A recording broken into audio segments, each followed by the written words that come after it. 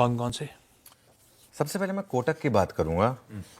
मैं कोटक को रेड ले रहा हूँ और उसका कारण है, मुझे लग रहा है आज गैप अप होगा कोटक में, क्योंकि वो उन्होंने अनाउंसमेंट किया कि वो स्टॉक स्प्लिट करेंगे। फ्राइडे को ये ऑलरेडी डे हाई पर बंद हुआ था, तो कहीं ना कहीं मार्केट को सेंस थी शायद कुछ आ रहा है। 200 डे मूविंग एवरेज पर है। दिक्कत यह है कि ये बैंक निफ्टी की रैली में पार्टिसिपेट नहीं कर रहा है, अगर आप इसका चार्ट देखेंगे तो। और मुझे लग रहा है एक रिस्क है। और देखिए, मेरा तो गट फीलिंग शुरू से रही है कि आईडीबीआई बैंक इवेंचुअली कोटक हो जाएगा। ये बात मुझे बहुत, जो हमारा एक इवेंट हुआ था उसमें भी मैंने ये बात कही थी, हालांकि बहुत लोग सहमत नहीं थे उससे। मुझे ये लग रहा है कि ये स्क्रीन आपको बता रही है कहीं ना कहीं मार्केट को डर है। हो सकता है जिस दिन ये हो जाए उसी दिन इसमें बॉटम भी बन जाए। लेकिन अब देखिए, एमिरेट्स एनबीडी तो बाहर हो चुका है रेस से। एमिरेट्स एनबीडी जब से वो आरबीएल बैंक, वो उनको आरबीएल बैंक पसंद है, अब वो आईडीबीआई में नहीं जा रहे हैं। तो इसके लिए एब्जॉर्ब कौन कर सकता है आईडीबीआई बैंक को? सिर्फ एक बैंक के पास वेयर विदॉल है, वो होगा कोटक महिंद्रा बैंक। मुझे लग रहा है कि शायद इनको कहा भी जाए कि आपको करना पड़ेगा ये, मतलब एक सेंस बन रही है मार्केट के स्क्रीन के एक्शन को देखकर। इसके लिए स्टॉक स्प्लिट के उस पर पीछे भागे मत। स्टॉक स्प्लिट का कोई मतलब नहीं होता। स्टॉक स्प्लिट से सिर्फ वो लिक्विडिटी इंप्रूव होती है, अदरवाइज स्टॉक स्प्लिट का जीरो इंपैक्ट होता है मार्केट के ऊपर। ये लोगों को समझने की जरूरत है। तो आज अगर गैप अप मिला, मैं इसके लिए रेड ले रहा हूँ, क्योंकि मुझे लग रहा है कि गैप अप में अगर आप चेज करेंगे तो उल्टा आप फंस सकते हैं, वहां से उल्टा स्टॉक नीचे आ सकता है। ये मेरा व्यू रहेगा कोटक महिंद्रा बैंक पर। 3 फार्मा स्टॉक हैं आज।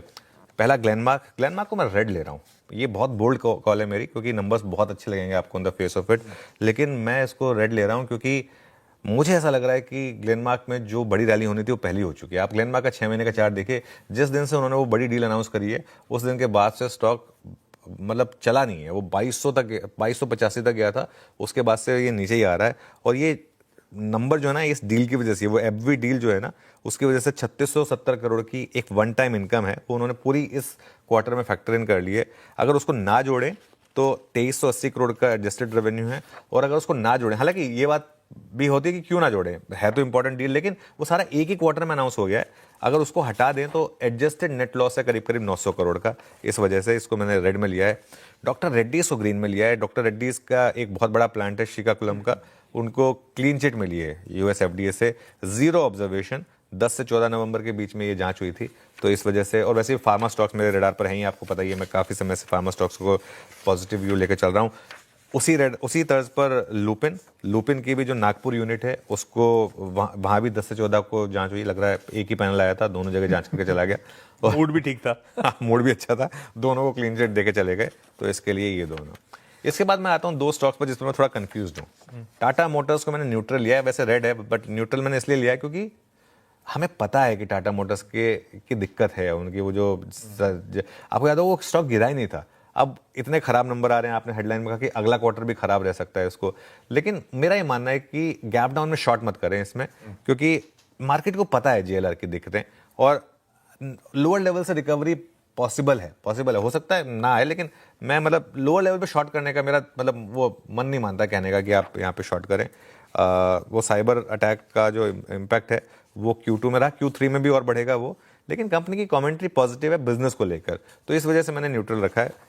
और एक्साइड को मैं रेड ले रहा हूँ। हालांकि एक्साइड में एक चीज़ है कि मैनेजमेंट की कमेंट्री बहुत पॉजिटिव है अगले हाफ के लिए, लेकिन नंबर काफ़ी ख़राब है। और उसके 2 कारण हैं, एक तो डिमांड की कमी और दूसरा जीएसटी का इम्पैक्ट। उन्होंने अपनी जो प्रोडक्शन है वो पोस्टपोन करा है, उस वजह से प्रोडक्शन घटा दिया उन्होंने। काफ़ी गिरा हुआ स्टॉक है, लेकिन ऑलरेडी 1 महीने में 5% गिरा हुआ है, तो पोजीशनिंग बेरिश है इसके लिए। तो वो कॉल आपको लेना है कि अगर बहुत बड़ा गैप डाउन हो उसके बाद शॉर्ट करना है नहीं, लेकिन प्योरली नंबर्स के बेसिस पे एक्साइड रेड है। इंटरेस्टिंग। बतेनो बिग स्टॉक्स हैं सारे के सारे।